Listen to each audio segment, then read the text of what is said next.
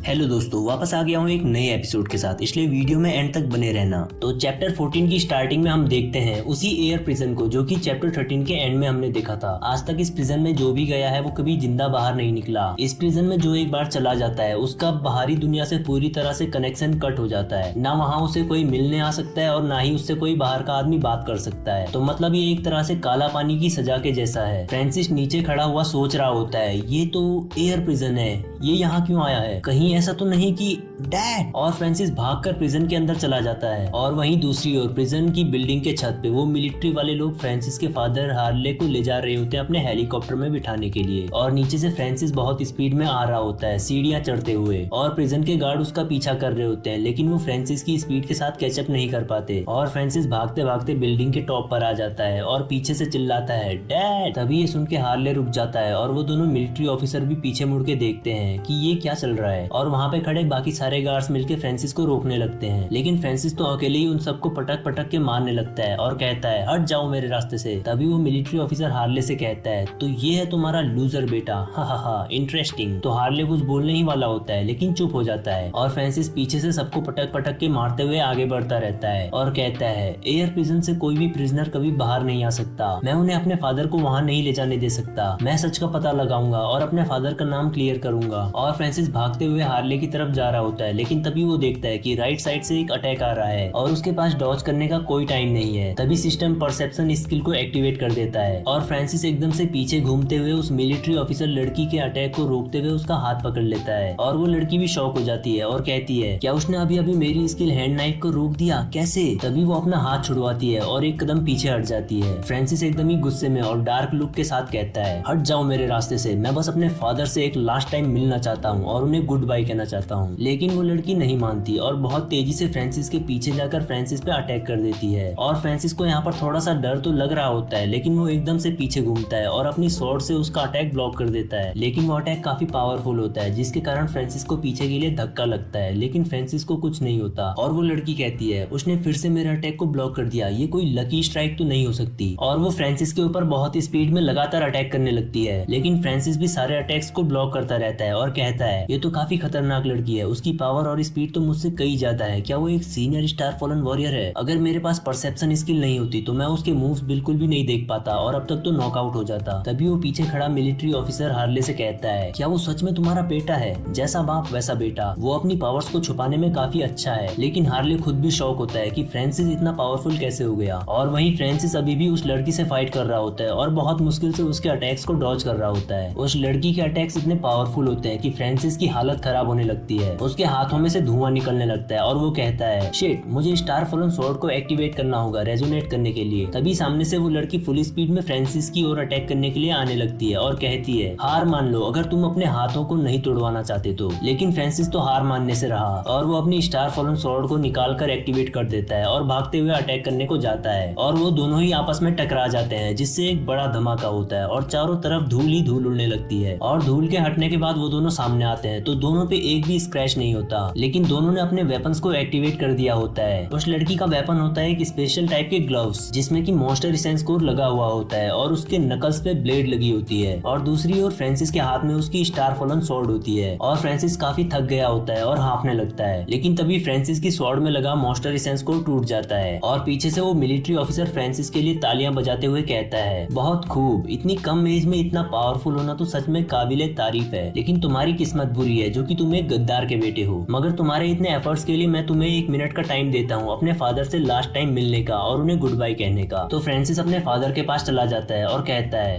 Dad. तभी Harley काफी खुश होते हुए कहता है, तुम अब पहले से काफी स्ट्रॉन्ग बन चुके हो फ्रांसिस, तुम अब एक बच्चे नहीं रहे बल्कि एक आदमी बन चुके हो। और अपने डैड के मुंह से इतनी तारीफ सुनने के बाद तो फ्रांसिस बिल्कुल ही फूट पड़ता है और रोने लगता है। तो हार्ले फ्रांसिस से कहता है, मुझे लगता है मैं तुम्हें ये बता सकता हूँ कि मैंने कभी अपने देश के साथ गद्दारी नहीं की और सैंडविच सिटी के खत्म होने का जो सच है वो ये है कि। लेकिन तभी हार्ले रुक जाता है और कहता है, तुम गोल्डन सिटी के मिलिट्री बेस में जाओ और वहाँ रेस्ट्रिक्टेड एरिया के एक लॉकर में एविडेंस रखे हैं जिसका पासवर्ड है। और वो फ्रांसिस के कान में कोड बता देता है और पता नहीं कोड में ऐसी तो कौन सी गाली होती है जो कि फ्रांसिस भी कोड सुनकर एकदम ही शॉक हो जाता है। फिर नेक्स्ट सीन में हम देखते हैं वो मिलिट्री वाले लोग हार्ले को हेलीकॉप्टर में बिठाकर एयर प्रिजन में ले जाते हैं और वो एयर प्रिजन भी वहाँ से उड़ते हुए चला जाता है। और यहाँ पर फ्रांसिस खड़ा होकर उसे देखता रहता है और ये चैप्टर यहीं पर खत्म होता है। तो भाई फाइनली इस चैप्टर में आकर कुछ तो अच्छा हुआ अपने एमसी के साथ। उसे अपने फादर से एडमिरेशन मिला और तो और वो मिलिट्री ऑफिसर ने भी फ्रांसिस की तारीफ की और फ्रांसिस को फाइनली अपने फादर का नाम क्लियर करने का रास्ता मिल गया, जो कि ऑब्वियसली उसके फादर ने ही बताया। तो अब नेक्स्ट एपिसोड में फ्रांसिस की एक तरह से न्यू जर्नी स्टार्ट होने वाली है, इसलिए इस जर्नी से बने रहने के लिए चैनल को कर दो सब्सक्राइब और एक्सप्लेनेशन अच्छी लग रही हो तो वीडियो को लाइक भी कर दो यार। हम मिलेंगे अगले एपिसोड में, तब तक के लिए गुड बाय।